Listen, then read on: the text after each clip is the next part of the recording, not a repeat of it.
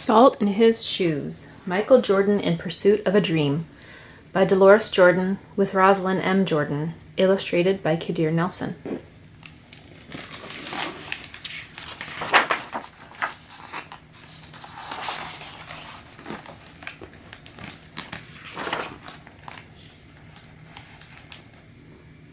Michael loved to play basketball. Every Saturday he followed his older brothers, Larry and Ronnie, to the park, hoping that they would let him play. And if one of the guys who usually played with them didn't show, they always did. But there was one problem. His name was Mark, and he was the tallest boy on the court.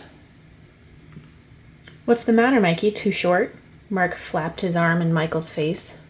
"Over here," shouted Larry, but when Michael threw the ball, Mark's long arms came out of nowhere and knocked the ball away.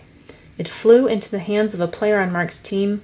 He made the basket, and the game was over, just like that.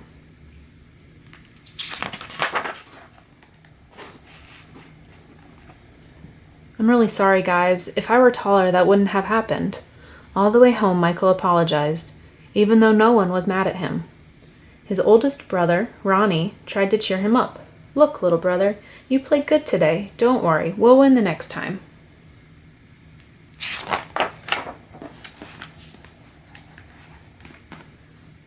When they got home, Michael went into the kitchen where Mama was cooking dinner.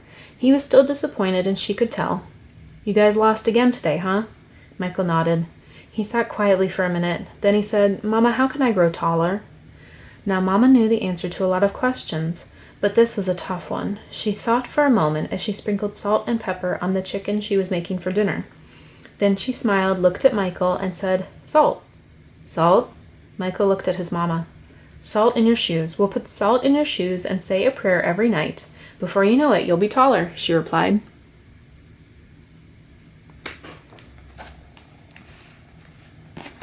"Salt in my shoes?" Michael said quietly to himself. Surely Mama was teasing. He sat staring out of the window, trying to figure out how salt was going to help him grow. He noticed the rose bushes outside in Mama's garden. They had grown high along the fence, and roses of all colors were blooming on the vines. He thought to himself, "I remember when Mama first planted those bushes." Michael's face lit up. If Mama knows how to make those rose bushes grow taller, then maybe she's right. Maybe salt in my shoes really will help me grow.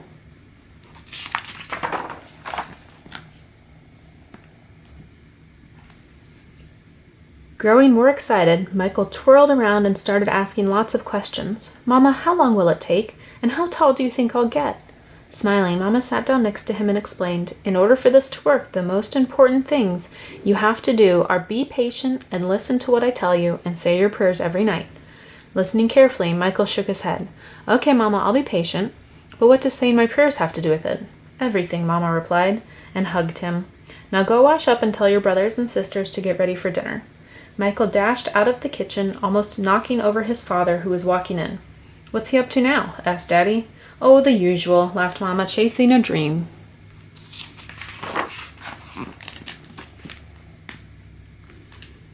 Later during dinner, Mama noticed that Michael was barely eating anything. He was already daydreaming about being taller. "Michael, first things first. You won't grow if you don't eat, especially your vegetables," Mama said. "But I'm not really hungry," he said. Raising her eyebrows, Mama gave him a stern look. Slowly, Michael picked up his fork and began to eat. Minutes later, his plate was clean and he was asking for more. That evening at bedtime, Michael set his favorite game shoes on the floor next to his growth chart hanging on the wall. Then he put on his pajamas, said his prayers, and jumped into bed.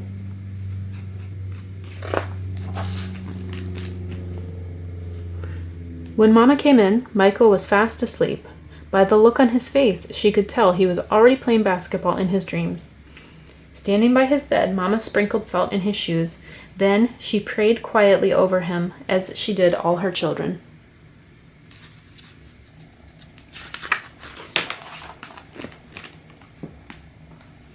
"Dear God, please help Michael to be the best he can be and to give his best at all that he does. And Lord, could you please make him just a little bit taller tomorrow than he is today? Thank you. Amen."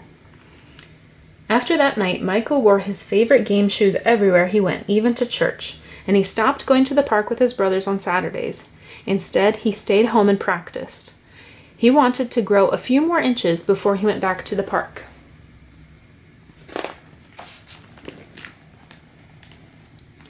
After 2 months of practicing and waiting patiently and praying, Michael stood next to the growth chart on his wall. Nothing. He hadn't grown an inch. He was disappointed, but he did not stop believing. I've just got to give it time, like Mama said, Michael thought to himself, and that's what he did. 2 more months of practicing went by and still nothing.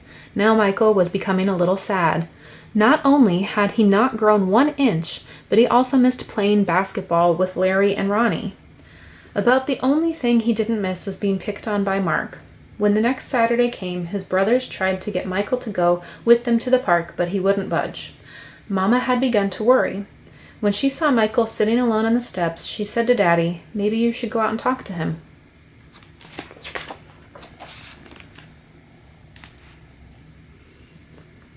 So Daddy went out and sat with Michael. "What's wrong, son? You haven't gone to the park with your brothers for a while now. Are you okay?" Michael didn't say anything at first. Then he looked at Daddy and said, "I thought I would be at least a few inches taller by now. I did everything Mama told me to do, but nothing's happened." "Michael, why do you want to be taller?" Daddy asked. "If I were taller, I'd be a great player, and I could help our team win," Michael answered. "But you are a great player, son. And you already have everything it takes to be a winner right in here," Daddy tapped Michael on his chest. "Being taller may help you play a little better, but not as much as practice, determination, and giving your best will. Those are the things that make you a real winner." Michael thought about what Daddy said for a minute. Then suddenly he jumped up and took off. "Where are you going?" Daddy yelled after him. "I've got a game today and I'm late," Michael yelled back.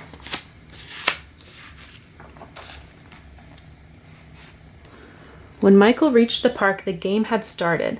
He sat on the bench, hoping he would get a chance to play, and he did.